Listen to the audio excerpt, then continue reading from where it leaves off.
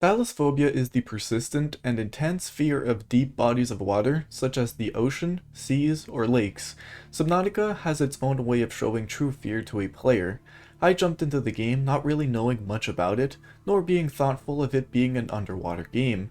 I didn't have a care in the world. Well, let's really start from the beginning. You crash on this mysterious planet called 4546b, not knowing what really happened. You got ejected from a life pod, and once you gain your conscious again, you realize you're stuck in the middle of nowhere, surrounded by what seems to be never-ending waters. When on top of the pod, you see this vast ocean, but what can really be lurking under those waters? When you first hop in the water, you have friendly creatures giving you false hopes of what's ahead. You can see sand sharks and stalkers that are nearby. You go close to them and, well, they attack you. They can come out of nowhere, surprising you. These are really not what makes the game scary though. If you are more into the lore of the game, well, you realize you weren't the only one ejected. Throughout the game, you'll discover these life pods. Some of them seem to be intact, but with a closer glance, you see this, a huge hole on the side of them. As you go inside of them, you'll find these things called PDAs. These are essentially more lore, but you realize what really happened to them. Life Pod 4. We've landed close to the Aurora. Flotation device is active, but we've got some big old fish in the water with us, and I don't know how long we're going to last. We're close to the crash site, so bring radiation. Life Pod 17. Our pod was almost crushed by the Seamoth Bay on the way down.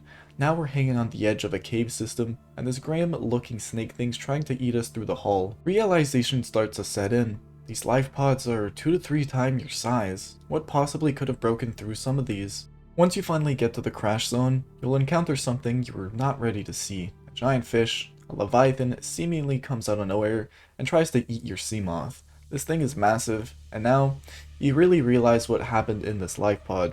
At the start of the game, you don't know how long you were unconscious for, so the people in life pods could have suffered many tragic things before leaving the life pod. Lack of water and food, so they go exploring for something to eat, and then they got eaten by a Leviathan. Could there possibly be bigger ones? Is this the apex predator? Venturing deeper, you can find other Leviathans, the Ghost Leviathan, the Sea Dragon, the Sea Empress. All of these come in different shapes and sizes, but in Lost River, you find a skeleton remains of something even bigger, an eel-like skeleton remains that would make the Sea Dragon look small. Why did this die, and why is it indistinct? The virus in labs. The eel-like skeleton we like to call the Gargantuan Leviathan most likely died to the virus, but this is unknown. As you go exploring, you realize you aren't the first person here. Well, they may not be people, but their technology is far more advanced than yours. Throughout the labs, you'll learn how this virus came into play and how to get the enzymes for it.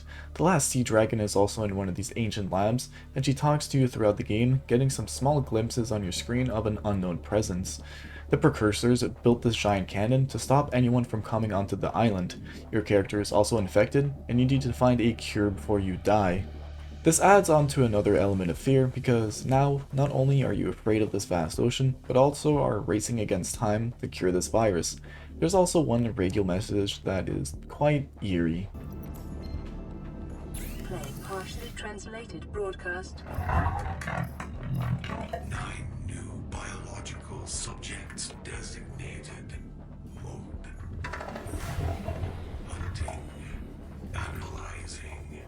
Sharing subject locations with other agents. Yeah, so apparently someone is trying to kill us now. 4546b is under quarantine, and they built this cannon so no one could get infected on this planet. You try to go disable this cannon, and then you realize that you're infected by the coronavirus, and you can't disable the cannon. The coronavirus is something never seen before. The PDA estimates 2 weeks of living before your whole body shuts down and dies. This virus mutates your body's DNA, as well as shutting down your immune system completely. This bacteria has killed around 143 billion living organisms around the planet in the past 1,000 years. The precursors were trying to find a cure and created these things called warpers to destroy any living organism that had the bacteria. This failed, and the bacteria is still roaming stronger than ever on this planet. The key detail of Subnautica is the fear of the unknown. This is extremely predominant in your first playthrough. I went in blind not knowing what to do. Leviathans were popping out of nowhere, and I was constantly being reminded of this. Oxygen. And the biomes in Subnautica can look peaceful at times, when they really aren't. They're quite beautiful, so I get lost looking around these amazing creations. The fear of the unknown also sets in when it's dark or nighttime. You cannot see 2 feet in front of you unless you have a flashlight.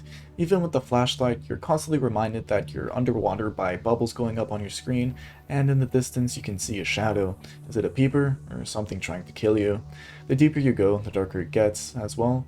The only thing that are providing light is a bioluminescence. This could be fish, some random coral reef in the distance, or some creature trying to lure into him. Subnautica has gotten all of these correct, and honestly, you don't even really feel safe in your sea moth or prawn suit anymore. There's always a what if in Subnautica. The ambient noises are really scary at times. Just the soundtrack or many creature sounds can put you on the edge for the most part. Not knowing what is behind you when you hear one of these sound cues can be horrifying, especially at nighttime. And that's how I really got a fear of the water now. You never know what is lurking around. We have not explored the ocean fully, and are only skimming the surface of it. There's more to be explored, and many things left unknown for now. At any point in time, I can be at the beach and a shark could be right beside me, and I would not even know. Some predators have really good camouflage, and this ties in with Subnautica as well.